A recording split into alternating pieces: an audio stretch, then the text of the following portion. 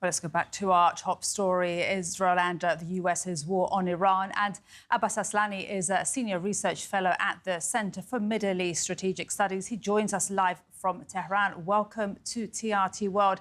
I just want to get, Abbas, first of all, your reaction to what we're hearing about an important letter that's going to be apparently released by President Pezeshkian to the American people, and that will be released apparently in a few hours' time. That's according to an Iranian official posting on X. What do you expect from this letter? Well, I think the letter is going to address the origins of this aggression, meaning that Iran and the U.S. were negotiating at the table all of a sudden in the middle. The United States, along with Israel, initiated a military action against the country, betraying the diplomacy. And one of the important maybe themes in the letter could be that this is the war that Israel initiated and led. And as the Iranian officials have been talking about, Israel first being prioritized to the America first.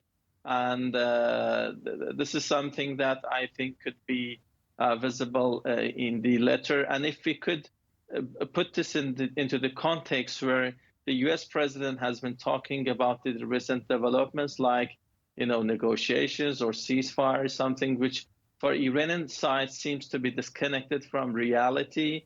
Iranian president might be addressing that issue also as part of his letter. But I think the most important thing is that he is going to blame for the United States for initiating this war and bringing death and destruction, and also maybe referring to the civilian casualties as a result of the war, which could be related to children, women, and also other part of the infrastructure.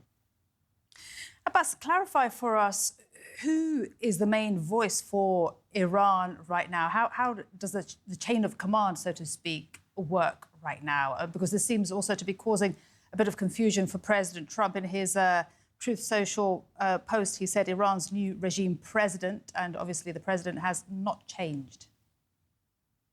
Well, I think it could somehow seem bizarre that we are hearing from the U.S. president that he's talking about a new regime or his fantasy of a new government in Tehran. And maybe this aligns with their aspiration that they wanted to bring a regime change to the country initially when they started the aggression. But this has not happened so far. And in a difficult situation, maybe Trump wants to manufacture a victory picture in order to find an off-ramp from this situation. That's why he is somehow stressing that he has been able to change the government. And he approached Iran with the mindset that he adopted toward Venezuela, thinking that decapitating the country, meaning killing and assassinating political leaders as well as the high-ranking military commanders, will change the course and direction from Iranian side. But this didn't happen because despite those losses, which are big or could create, vacuums, at least for some time, here in the country, the system, the structure that has been built over decades outlasts those individual capacities, even if they are very big. And we cannot ignore those losses. But the point that, the system has been able to revive and recover despite all those losses is a point that maybe has made the U.S. not being able to change the policies of the country. And that's why Trump is somehow trying to convince Abbas, the audience that...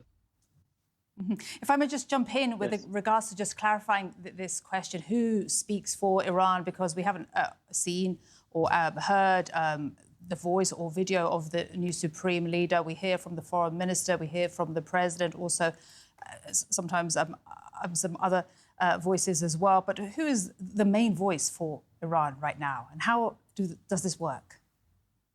Yes, I wanted to come to this point that the system I mentioned, it is a combination of individuals and the institutions, including the leader himself sitting at the top of the hierarchy. And we have not been seeing him, talking to the people or addressing in video, but we have been having, messages from him And, we are in a war and sensitive conditions that makes, the security protocols to protect him very strict. And, in addition to that, a very important framework in order to make decisions is the Supreme National Security Council, which consists of the president, the cabinet members, and some institutions who can have say in this regard, specifically at wartime. We can have more saying by those security and military related institutions. In addition to that, we have the president, in place, the speaker of the parliament, head of the judiciary, and also those, military institutions like the army, IRGC, and etc., who somehow they part of a system that they decide on important, developments and decisions. And let's not forget that following the June 2025 war between Iran and Israel as the U.S., the country decided to create a defense council, which also deals with the war-related issues.